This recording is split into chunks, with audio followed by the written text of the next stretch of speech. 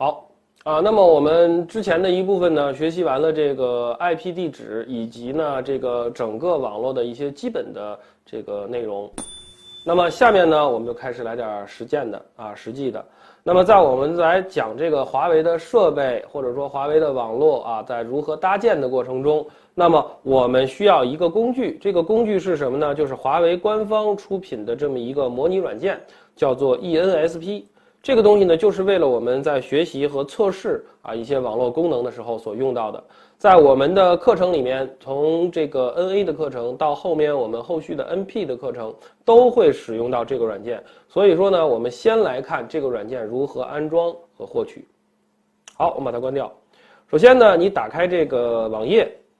在网页上面呢，输入华为的这个官方的地址，华为.com.cn。然后呢，你就会进到华为的这个官方上去。注意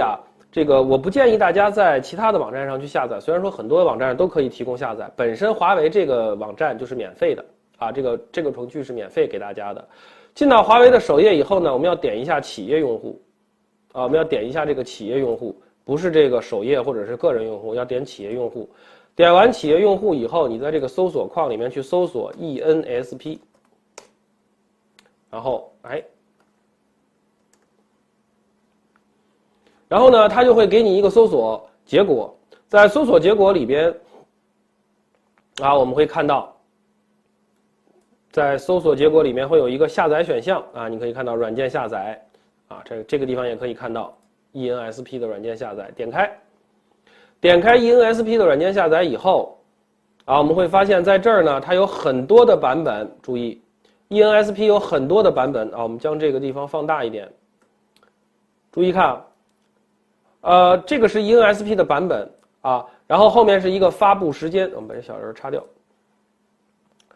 我建议大家目前呢使这个350就够了这个360呢是看这个是4月15号也就是说推出了没有多长时间，是今年推出的。那么这个去年推出的这个去年5月份推出的这个版本呢，相对来说是不错的一个稳定的版本。然后点这个 ENSP什么什么350 OK。你点开它以后呢再往下看它有一些 bug 修复什么，这个你不用管它。然后你点这个就可以了。注意在这儿注意在这儿，点下面这个你看一个400多兆的，一个7K 多的这个是一个 MD5 校验值，这个点不点无所谓，点这个。然后后边有一个下载，但是大家看到我的这个下载方式上面前面是有一个小锁子的，说明你现在没有权限去下载。你点一下这个下载，它会要求你登录。注意，这个用户是大家可以在华为的官方网站去免费注册的。你随便进到这个企业用户这儿，然后你点注册，然后你就可以注册你的账号，比如说张3，对吧？这个估计被用过了果然比如说我叫什么什么，比如说 ABCDEF.123这个应该不会有人用过吧OK。然后你写上你的电子信箱然后写上这个登录密码等等的一些东西凡是标星号的都要写。写完了以后呢，把这个勾上，然后点注册。这个时候呢，你的邮箱里会收到一封邮件收到这封邮件以后，你在这个邮件里面点一个注册确认码，你的账号就被激活了。只要你的这个注册的账号可以用了，你就可以比如说我的这个账号是可以用的，那么我登录登录完了以后呢，你就可以点开这个东西去下载了我们把这个关掉，然后我再重新刷新一下这个页面，我应该就登录上去了。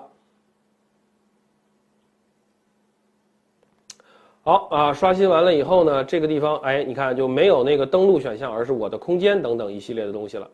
那么在这儿看那个，当你登录完了以后，这个小锁就去除了。注意这个一定是免费的，这个肯定是免费的虽然说它这儿用途写的是商用，但是一定是免费的。然后你点这个就可以下载你点这个就可以下载，然后它会这儿自动点击下载。好，这个你保存就可以了，我们就不保存了这个比较大然后你下载完了以后是个什么样的呢？你下载完了以后呢，就是一个程序我在这儿有一个东西来给大家看一下。下载完了以后呢，这个是我下载好的，就是这样的一个程序 ENSP， 然后呢，它叫做什么 V100等等等B350.setup， 就是这么一个程序，然后你安装它就可以了，你就双击。它会告诉你是中文简体还是英文一般我们会选中文简体，然后点确定就像标准的 Windows 安装一样，下一步它会让你选一个路径，我就不去选它了，下一步，下一步，然后再下一步。注意这个地方3个勾基本上都要勾上，除非呢就是你有这个 VirtualBox 这个它是一个组件，一个虚拟机的一个东西，它要调用。如果你有 VirtualBox 的更高级的版本呢，可以不安装但是我建议大家呢去安装一下它这个版本，这样兼容性是最好的。第一个包是一定要装的，第二个包可以不装，但是后面呢我们就没有抓包的功能了，所以说一般3个都装，直接点下一步，它会帮你逐次安装。然后当我们安装完了以后你会发现你的桌面上出现了这样一个图标 ENSP ENSP， 那么你直接双击它就会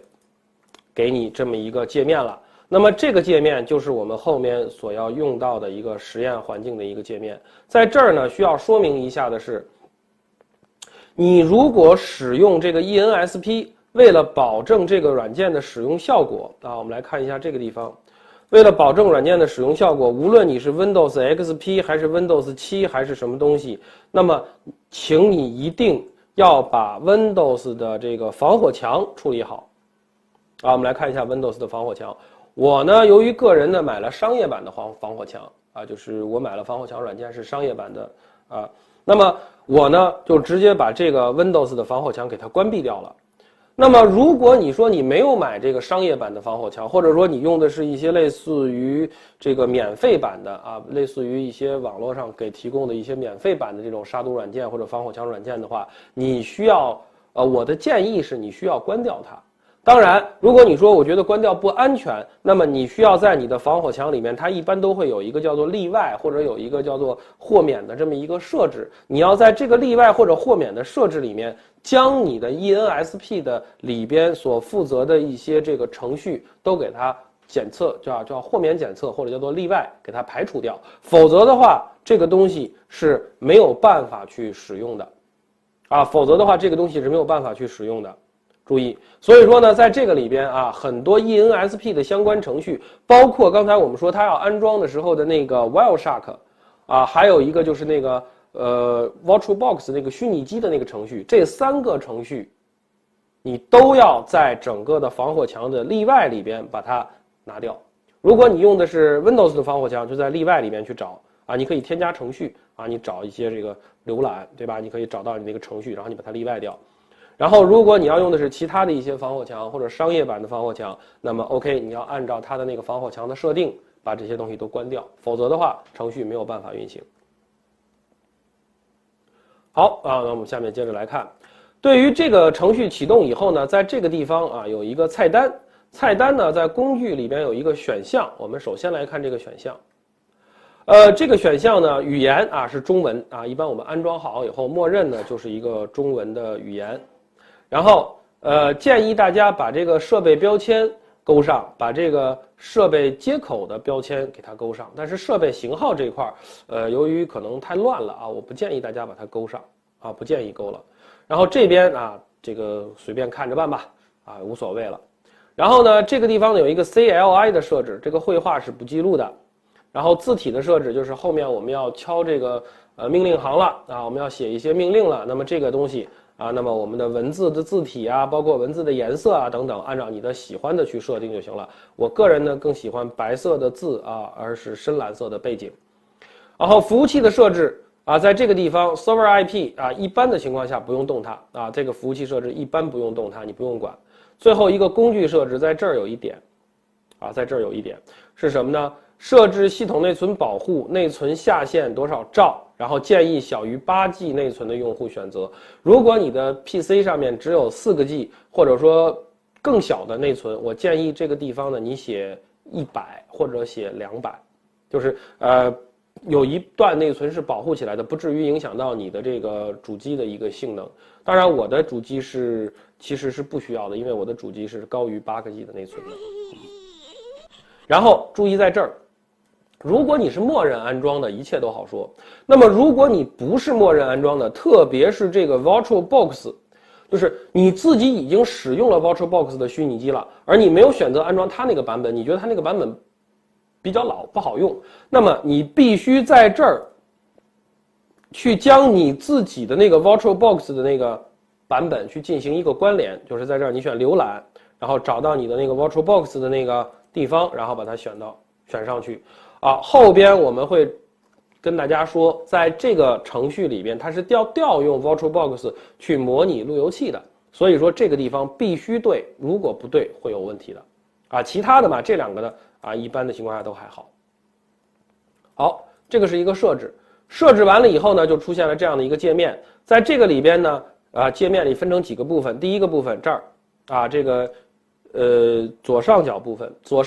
分呢，其实呢它是一些这个设备型号，比如说你点一下路由器，下边呢就是所有支持的路由器。注意，除了最后这个叫做 router 的路由器以外，其他的路由器呢几乎都是一样的，只不过接口的板卡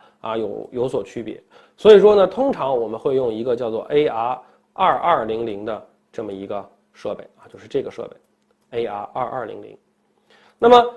你可以将其拖拽出来，也可以什么呢？点一下它，然后你在这边呢1个、2个、3个一个一个去放，这个都可以的都是可以的。这是我们模拟的路由器，它还可以模拟什么呢？模拟交换机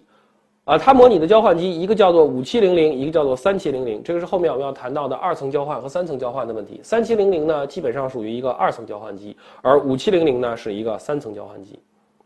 它还可以模拟什么呢？模拟无线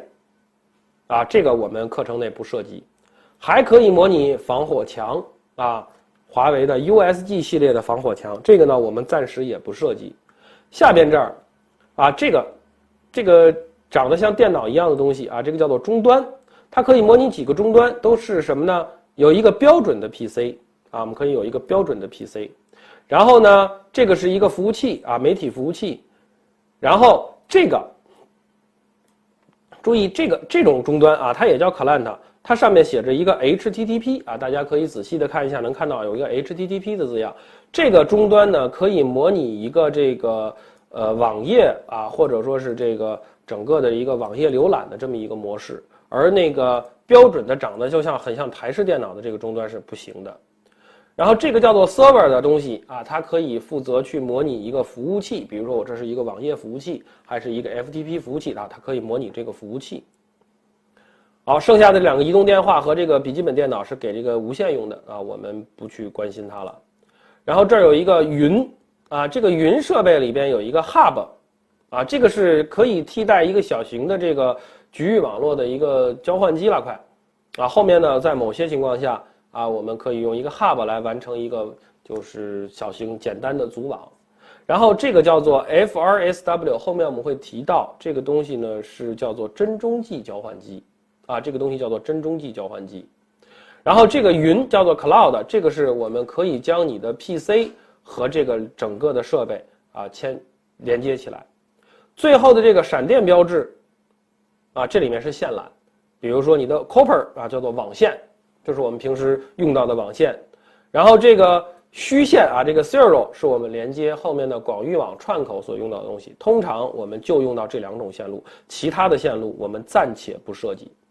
我们只用 Copper 或者是虚线这个 Serial。 那么比如说我要连线 Copper， 点一下，我把 PC你看有一个接口显示，你选上，直接连到这个路由器的某一个接口上 OK 就连完了。当然你连完了以后你这个图标变成了这个网线图标，你摁一下右键就可以恢复了。然后上面这一排就主要是这个地方有用，上面这一排主要是这几个有用这个叫开启所有设备，停止设备，然后这个叫做这个显示网格，就是背后的这个格子它可以让你看得更整齐一些。然后这个叫做打开窗口。剩下的一些东西呢这个是保存新建打开等等一系列东西，后面我们会逐步的去用到它。好了，这个就是我们对于 ENSP 这个软件的下载以及安装的一个简单的介绍，后面我们会逐步的去使用它。